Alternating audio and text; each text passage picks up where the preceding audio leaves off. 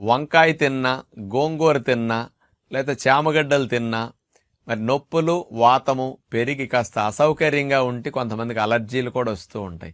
కాబట్టి ఇవన్నీ నాకు పడవు అని చాలామంది అంటూ ఉంటారు.